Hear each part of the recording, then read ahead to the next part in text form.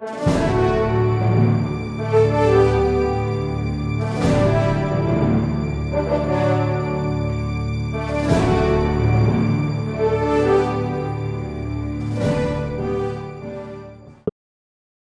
Bapak Ibu Saudara sekalian, para pemirsa dari Aruna Bisa Kita Usaha Channel, Tuhan berkati berlimpah-limpah dalam acara Wisdom. Saya percaya dalam hal ini Bapak Ibu diberkati oleh Tuhan untuk melakukan pekerjaan Tuhan dengan indahnya. Bapak Ibu Saudara sekalian, dalam 3 acara ke depan, saya akan membahas mengenai bagaimana kita menguji diri kita sendiri, apakah kita betul dalam keselamatan kita, dan kita belajar bagaimana kata-kata penting dalam Alkitab kita yang harus Anda mengerti dalam pelajaran ini. Bapak Ibu siapkan saja pensil atau ballpoint dengan kertas, Anda bisa mencatatnya, dan terima kasih banyak Bapak Ibu saudara sekalian yang sudah memberikan kepada kami banyak hal untuk bantuan, doa, daya, dana. Kami akan pakai ini untuk kemuliaan bagi nama Tuhan. Bapak Ibu, izinkan saya berdoa bagi Bapak Ibu, bagi Anda yang sakit, bagi Anda yang dalam masalah, bagi yang dalam problema. Saya tahu Tuhan yang akan menjamahnya dalam hidup Anda. Bapa, dalam nama Tuhan Yesus, Engkaulah Tuhan yang perkasa, Engkau Tuhan yang hidup, yang berkemenangan dalam hidup ini sampai selama-lamanya. Aku berdoa bagi mereka yang memiliki masalah dalam kehidupan, dalam masalah dalam kesehatan, dalam masalah dalam hubungan. Tuhan, Engkau yang menyelesaikan ini bagi kami. Engkau yang membuat kami berkemenangan. Engkau yang membuat kami tumbuh sebagai pemenang, dan kami boleh bersorak bergirang karena Engkau. Anugerah-Mu limpah lebih dari cukup, Kau memberikan bagi kami semua yang kami perlukan, karena kami hidup karena Engkau. Terpujilah nama-Mu yang kekal selama-lamanya. Kami percaya Engkaulah yang memberikan pada kami jauh limpah, lebih dari apa yang kami bisa doakan dan kami bisa minta. Terpujilah nama Tuhan, kekal selama-lamanya. Dalam nama Tuhan Yesus yang percaya boleh berkata, amin. Shalom Bapak Ibu Saudara sekalian, para pemirsa dari acara Wisdom, dari acara Aruna Bisa Kita Usaha Channel, Tuhan berkati berlimpah-limpah dalam hidup Anda sampai saat ini. Nah Bapak Ibu, saya mengerti kalau Anda dikasih tahu satu kata Ibrani atau Ivri dalam bahasa Ibraninya. Dari mana kata Ibrani itu muncul? Anda mengerti bahwa Abraham disebut sebagai orang Ibrani. Nah, kata Ibrani itu artinya adalah the one from the other side, orang dari sisi yang berbeda, dari budaya yang berbeda, dari sisi sungai sebelah sana, yang memiliki Tuhan berbeda, yang memiliki nasihat yang berbeda, konsep berbeda, dan berketuhanan yang berbeda. Merupakan sebuah teknik atau cara yang kita dapat hari ini sebagai satu maksud bahwa Ibrani itu adalah kita sebagai orang percaya. Tapi Bapak Ibu, Anda mengerti Anda bahwa dalam kata Ibrani itu sebetulnya mengandung sebuah arti yang penting dalam orang kekristenan kita hari ini. Anda mengerti sebagai orang Kristen, Anda mengerti bahwa kata Ibrani tidak bisa lepas dari hidup kita. Anda mengira bahwa kata itu sama dengan kata Yahudi atau kata Israel. Anda sedikit ada kesalahan yang harus perbaiki. Kata Ibrani sudah dimiliki oleh Abraham jauh sebelum Yakub membentuk 12 suku pada hari itu.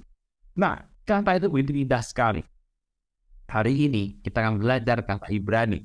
Bapak Ibu, kalau Anda ketemu kata Ibrani, apa sih yang dimaksudkan kata Ibrani ini? Kenapa kata Ibrani menjadi sangat penting dalam kehidupan manusia, orang Kristen hari ini, yang Tuhan inginkan terjadi? Bapak Ibu, kita akan membaca sebuah ayat dalam kitab PL, kita membaca dalam kitab Keluaran. Dalam kitab Keluaran 12. Kita membaca pada ayat 50-51. Seluruh orang Israel berbuat demikian seperti diperintahkan Tuhan kepada Musa dan Harun, demikian diperbuat mereka. Nah, yang penting 51. Dan tepat pada hari itu juga Tuhan membawa orang Israel keluar dari tanah Mesir menurut pasukan mereka. Bapak Ibu, itu hal yang menarik. Tuhan membawa mereka keluar dari tanah Mesir menurut pasukan mereka. Itulah disebutkan sebagai orang Ibrani yang pergi keluar dari sebuah tempat untuk memasuki tempat yang baru. Bapak Ibu, satu kata yang penting dalam bahasa Ibrani adalah keluar. Ya, keluar Bapak Ibu. Anda harus keluar dari tempat Anda yang lama. Anda harus keluar dari kebiasaan Anda yang lama. Anda harus keluar dari hal-hal yang membuat Anda menikmati hari itu. Hal-hal yang Anda pikir membawa sebuah kesejahteraan bagi hidup Anda. Hal yang Anda pikir bahwa inilah sebuah tempat yang Anda bekerja, Anda berusaha untuk Anda hidup. Tuhan berkatakan keluar. Keluar itu memiliki arti dalam bahasa Ibrani yang mirip dengan kata masuk. Anda mungkin berkata, Pak, masuk sama keluar kan beda, Pak. Itu adalah kata yang berlawanan, nggak mungkin mirip, Pak. Bapak Ibu, dalam sebuah rencana Tuhan, dalam arti yang Tuhan inginkan, kata keluar dan masuk selalu dikatakan sebagai hal yang sama, yang berturutan berdua, karena hal itu merupakan hal yang biasa terjadi.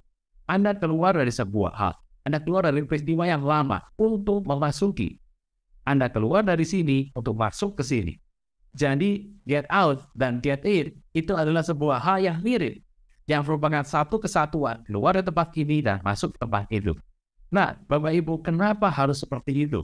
Karena Tuhan menginginkan waktu kita ingin mencapai rencana Tuhan, mencapai kehendak Tuhan, mencapai hal yang Tuhan inginkan dalam hidup kita, engkau harus keluar dari tempat yang lama. Engkau harus meninggalkan tempat itu. Engkau tidak boleh membawa sesuatu dari tempat itu, engkau harus keluar. Sebab engkau akan memasuki satu rencana Tuhan yang besar dalam hidupmu. Orang Israel keluar dari Mesir, melewati Laut Merah, dan mereka memasuki tanah perjanjian. Israel keluar dari Mesir, melewati Laut Merah, dan ingin memasuki tanah perjanjian. Mereka keluar dari sesuatu untuk memasuki tempat yang baru. Jangan tunda menerima Yesus. Hanya Yesus yang sanggup melepaskan Anda dari kesalahan dan dosa. Selalu ada waktu bagi Dia, tetapi tidak selalu ada waktu bagi Anda. Mari, ikuti saya mengucapkan doa berikut dengan yakin. Tuhan Yesus, ampuni semua kesalahan dan dosaku. Saat ini dengan sadar dan rela, aku mengundang Engkau sebagai Tuhan, Raja, dan Juru Selamat hidupku. Terima kasih Tuhan Yesus untuk namaku telah dicatat dalam kitab kehidupan. Amin. Apa yang dibuat Mesias waktu di muka bumi? Mesias memanggil murid-muridnya untuk meninggalkan pekerjaannya, meninggalkan kebiasaannya, meninggalkan sebuah hal yang dia lakukan pada hari itu. Kalau Anda melihat, Petrus dan Andreas dipanggil oleh Mesias. Yohanes Yakobus dipanggil oleh Mesias. Mereka harus berangkat pergi keluar dari pekerjaannya, meninggalkan jalannya, meninggalkan kehidupannya, meninggalkan boat atau perahunya. Mereka harus keluar dari situ untuk pergi menuju kepada Tuhan Yesus. Apakah mereka tidak jadi pelayan lagi? Apakah mereka pergi untuk menjadi orang yang baru? Kita tahu dalam kehidupan sehari-hari, mereka pasti jadi nelayan. Tapi bagaimana mungkin mereka meninggalkan nelayan yang lama untuk pergi ke Yesus dan menjadi nelayan lagi? Anda harus melihat dari sisi yang berbeda. Murid Yesus hari itu meninggalkan perahunya, meninggalkan jaringnya, meninggalkan ayahnya, meninggalkan kehidupannya untuk ikut Tuhan Yesus. Dan waktu dia ikut Tuhan Yesus, dia diajar untuk melakukan apa yang Tuhan katakan, yang menjadikan pekerjaan tadi menjadi nomor 2. Bapak Ibu, dulu mereka berpikir bahwa pekerjaan itu adalah yang penting. Tapi setelah ikut Tuhan Yesus, mereka mengatakan, wah, itu yang penting. Dan mereka mengganti. Jadi tadinya pekerjaannya utama, sekarang menjadi sambilan. Mereka mengerjakan bagian mereka dan Tuhan Yesus inginkan mereka lakukan itu sambil mereka melakukan seperti yang mereka biasa lakukan dahulu. Prioritasnya sudah diganti Bapak Ibu. Karena Tuhan menghendaki seperti itu. Bukankah itu luar biasa sekali? Kalau Mesias membuat itu, apa yang terjadi dalam hidup kita, kita pun diminta seperti itu.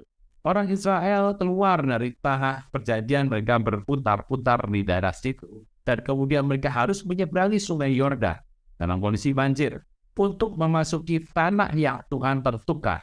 Bapak Ibu, itu merupakan hal yang sama yang Tuhan inginkan. Untuk memasuki sebuah tempat, Tuhan mengizinkan mereka untuk melewati sebuah air. Air bicara pengudusan. Engkau dari tempat yang lama, kau memasuki air untuk dikuduskan supaya engkau bisa melakukan hal yang baru di tempat yang baru. Bapak Ibu, hal luar biasa sekali. Kalau kita melihat ini, kita akan tahu bahwa itu adalah rencana Tuhan Yesus. Dia mengatakan, engkau sudah pindah dari gelap kepada terang yang ajaib. Engkau sudah pindah dari dunia lama memasuki dunia yang baru. Kita membaca dari kitab Efesus, Bapak Ibu. Efesus yang keempat. Ayat 22, saya akan membacakan bagi Bapak Ibu Saudara sekalian. Kamu berhubungan kehidupanmu yang dahulu harus menanggalkan manusia yang lama. Menanggalkan yang lama, yang menemui kebinasaannya oleh nafsu yang menyesatkan. Jadi yang lama itu harus tinggalkan Bapak Ibu, itu nafsu yang menyesatkan. Supaya kamu diperbarui dalam roh dan pikiranmu, dan mengenakan manusia baru yang diciptakan menurut kehendak Allah di dalam kebenaran dan kekudusan yang sesungguhnya. Ternyata di tempat yang baru, Tuhan menciptakan sebuah hal yang baru, manusia yang baru, dengan hal yang kudus yang disediakan bagi Anda dan saya. Bapak Ibu, itulah sebuah makna dari kata Ibrani. Hari ini kau boleh bersama-sama dengan saudara-saudara mengatakan bahwa aku adalah orang Ibrani, orang yang meninggalkan yang lama dan memasuki satu pengudusan untuk dapat masuk sebagai manusia baru di tempat yang baru. Bapak Ibu, betapa Anda mendapat hal ini dan Anda bersuka cita. Apakah Anda ingat bahwa itu terjadi dalam keselamatan ini? Hari Anda selamat, berpindah dalam hal yang menyesatkan, Anda dibaptis dan Anda memasuki sebuah hal yang baru, itu adalah Ibrani. Demikian juga dalam kehidupan Anda mengerti bahwa apapun kau harus tinggalkan, dunia lama kau harus tinggalkan, kebiasaan yang lama kau harus tinggalkan. Kau harus mulai membaca Alkitab dan menyelidiki apakah yang Tuhan inginkan supaya aku tinggalkan, supaya aku mendapatkan hal yang Tuhan inginkan terjadi dalam hidup saya. Bapak Ibu sekalian, kalau kita melihat, itu adalah rencana besar daripada Tuhan untuk hidup Anda dan saya. Saya mengutip sebuah kata-kata dalam bahasa gereja. Bapak Ibu, Anda mengerti gereja dalam bahasa asing disebutkan sebagai eklesias. Itu adalah artinya dipanggil keluar. Betapa kita mengerti kata itu sangat penting dalam dunia orang percaya. Nah, dipanggil keluar untuk apa? Untuk Anda memasuki rencana Tuhan menjadikan semua bangsa muridku dan membaptis mereka dalam nama Tuhan Yesus dan mengajar mereka mengenai segala sesuatu yang pernah Tuhan perintahkan pada mereka. Dan akhirnya Tuhan akan menyertai engkau senantiasa sampai pada kesudahannya. Itulah rencana Tuhan yang besar yang Tuhan sediakan bagi Anda dan saya. Apakah Anda sudah mengerti ini Bapak Ibu? Sebuah hal yang besar. Anda keluar dari sesuatu, Anda akan memasuki tempat yang baru, dan engkau akan dikuduskan dengan Roh Kudus-Mu untuk melakukan pekerjaan Tuhan yang dahsyat. Puji nama Tuhan, ini akan berhasil dalam dunia kita hidupi sekarang sampai pada kesudahannya. Shalom.